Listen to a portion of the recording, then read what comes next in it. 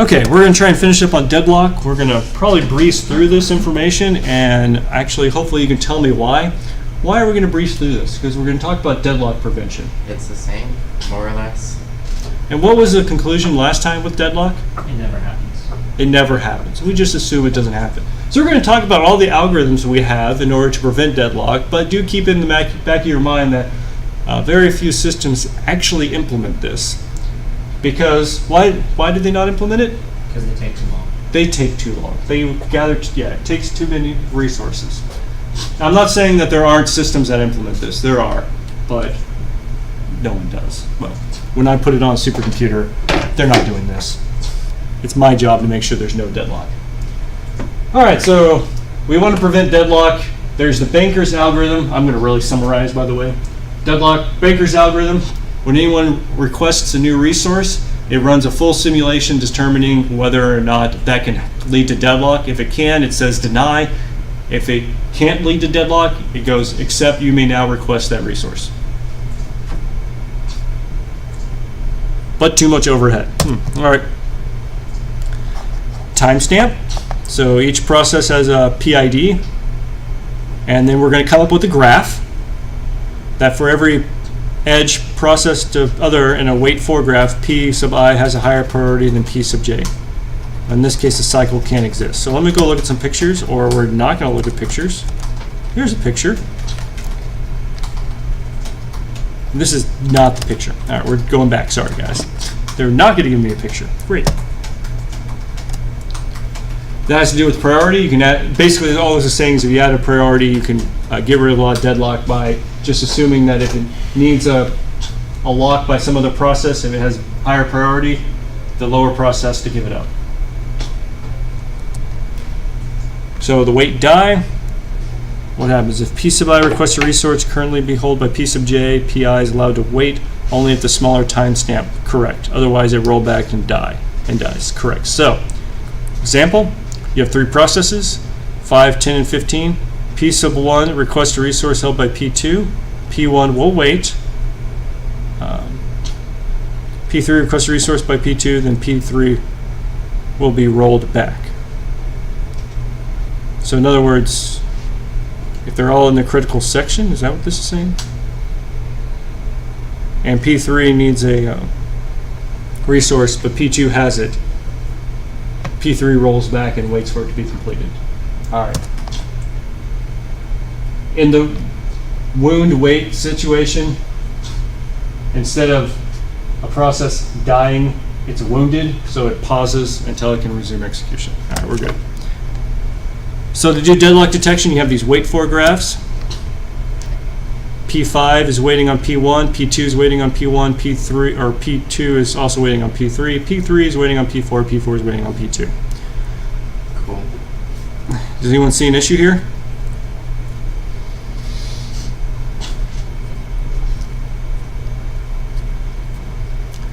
Let me ask that question differently. Is there a cycle?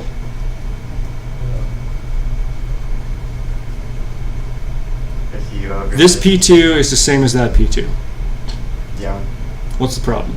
P3 is waiting on P3, but P3 is waiting on P4, which is waiting on P2. Right. The reason why this is done is that it may look like this on each machine, but if you look at the global wait graph, it would look like this. So we need to have some mechanism to view the entire global wait for graph if we're trying to do deadlock detection, which we're not. So each site would keep a local one. A global one is maintained in a single coordinated process. Namely, there's only certain times when the global wait for graph is computed. Whenever a new edge is inserted, then you need to compute the global. Periodically, when there's been some changes in the wait for, maybe some edges have been removed, whenever it needs to invoke a cycle detection algorithm for whatever reason to see if another cycle comes up. Unfortunately, this can lead to another unnecessary rollbacks if there's some false detections. All right, we're skipping this. I think we've talked about this enough. All right.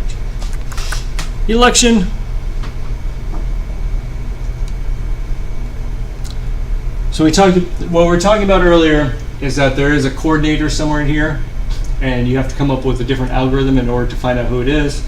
So election, determine a new copy, should be restarted, aka if someone goes down, who's going to be the new coordinator? Aka if the Death Star goes down, who's going to be the new Death Star? Let's see, it's always process with the largest priority number. When that fails, the algorithm must select a new active process.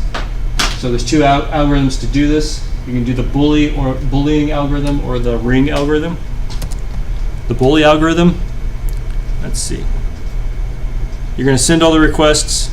If someone has failed, it tries to elect itself the new coordinator, sends an election message to every process with a higher priority, then waits for the process to answer with T sub T. The reason why it's called a bully algorithm is he is not talking to anyone lower than him, because he's going to bully them into making him the new election. But he does have to talk to everyone above him.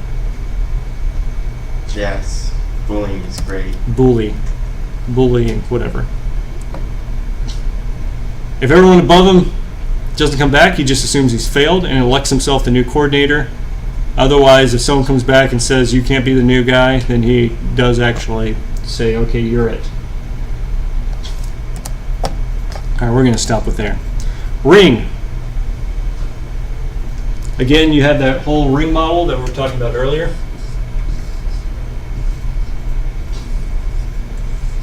And let's say that P sub 3 all of a sudden went down. Your ring is gone. What do? You create a new ring. So P sub 0 says, we need a new ring. P1, are you going to join? Sure, I'll join. P2, P4, are you going to join? Sure, I'll join. P2, are you going to join? Yeah, I'm still alive. Hey, P3, are you going to join? No response? All right, that's my new ring. That's it. Ring algorithm is a lot simpler, but can be more costly. All right. Reaching an agreement. Oh boy.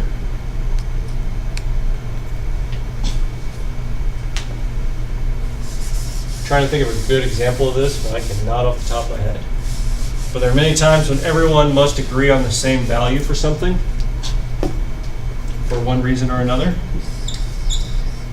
Probably with initialization, you need to initialize everyone to the same, same information. But it may mess up if there's faulty communication, you can't talk to one another, or a faulty process.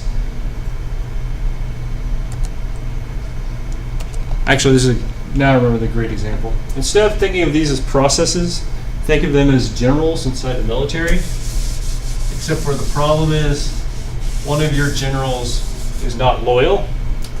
So you need to figure out how can you reach an agreement on a certain value, knowing that someone in here is going to give you misinformation.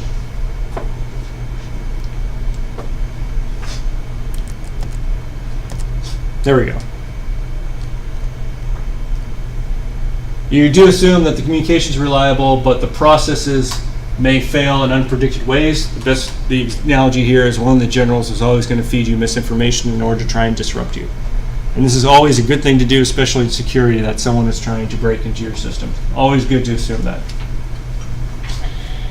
No more than M are faulty. Hopefully that's at least half. Half your generals are hopefully loyal, otherwise you're really in trouble. Devise an algorithm that E non-faulty process construct a vector. Let's see, A through N, both non-faulty, sure. Solutions share the following correct algorithm can be devised. Doesn't tell you what the algorithm is. Okay. So one process sends its value to other three. Each process sends information it obtained in the first round to all other processes. Okay. So he says the number value is 1, then he sends it out, the value is 1. If someone refuses to send a message, a non-faulty process can be chosen and pretend that value was sent by that process anyways. So if P4 never receives by P3, it just records I never received the right number, or I didn't receive the same number as everyone else. And the idea is that everyone's going to message to everyone else the values. And then that way you can assume, because the point is at this time P4, if he says, all right, P0, P1, and P2 are giving me this value and P3 is giving me something else, I'll just go with the majority value. That's what this is doing. A lot of communication, but it is a way to hopefully give you the correct information. We're done. All right. So what's the important part of deadlock algorithms inside of operating system? What? Phase 2, two-phase, make sure you study that. And do we do deadlock prevention? Nope. In general, no. But we have many solutions to do that. Hopefully, as you just saw, they're all very complicated and require a lot of network activity, which is why they're not done, because the network is slow. Any other questions?